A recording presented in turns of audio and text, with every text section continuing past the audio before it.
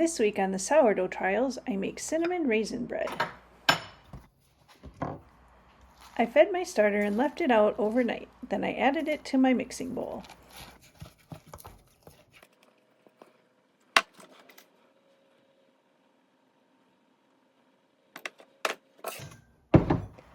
Next, I added the water. I had to go back and forth a few times to get the measurement just right.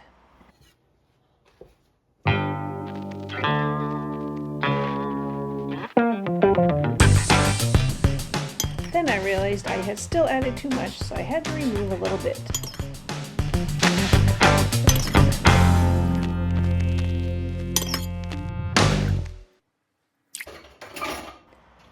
My dough whisk broke apart, so I just had to use a regular whisk this week. It's definitely not as easy to mix up as with the dough whisk.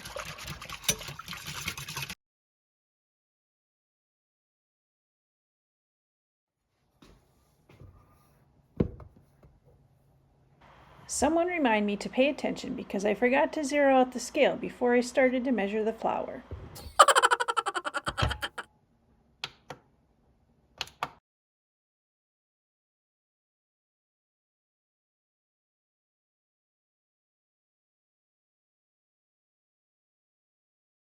For this loaf, I'm using 350 grams of bread flour and 50 grams of wheat flour, approximately. And finally, a sprinkle of salt for the top.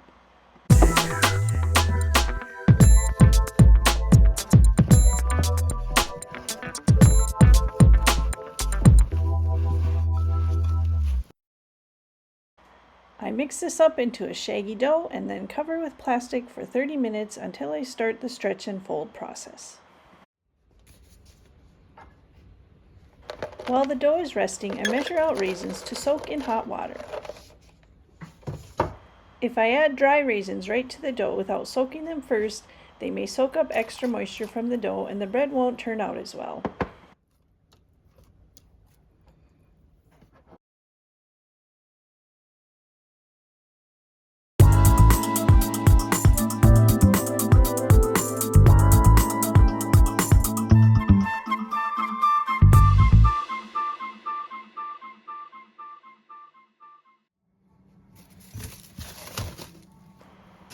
At the second stretch and fold, I start to add my inclusions. I'm using these King Arthur Baking Company sweet cinnamon bits and the raisins I have already been soaking.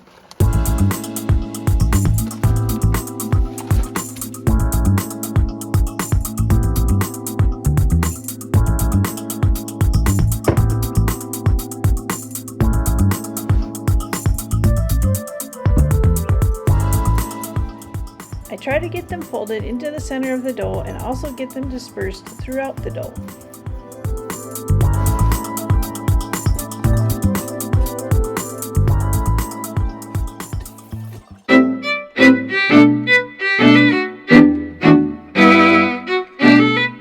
Despite my best efforts, a number of raisins escaped.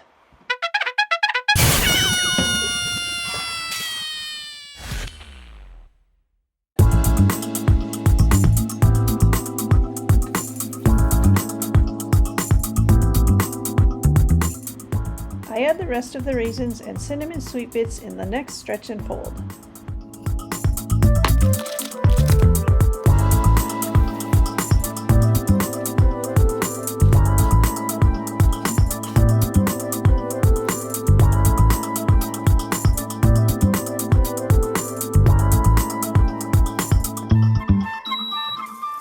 One more round to try to strengthen the gluten in this dough.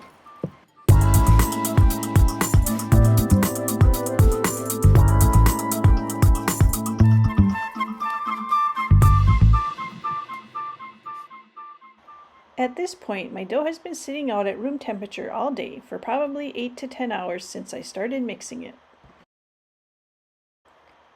I remove the dough from the bowl and then laminate it, spreading it out into a rectangular shape.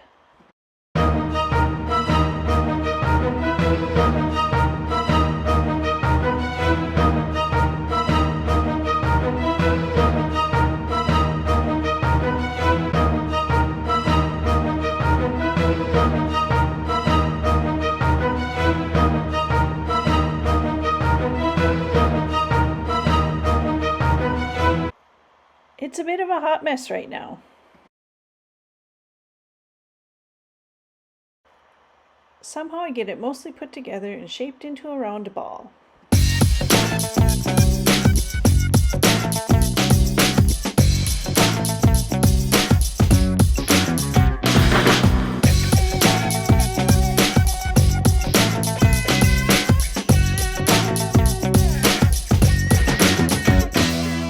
I dust my towel-lined banneton with rice flour and then add the dough to the banneton. It then goes into the refrigerator overnight until I'm ready to bake it the next day.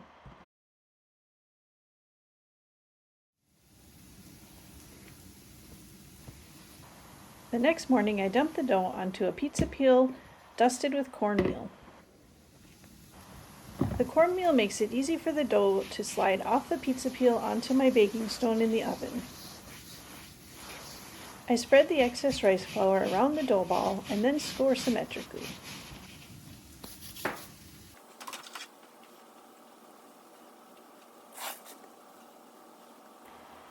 Round boules tend to get the best shape after baking when you score them symmetrically.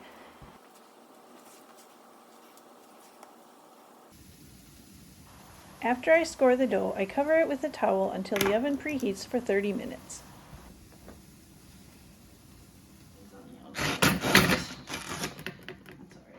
I'm pretty pleased with the shape of this loaf.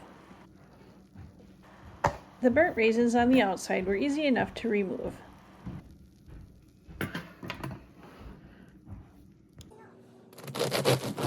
The cinnamon sweet bits inside added a subtle flavor that wasn't overpowering.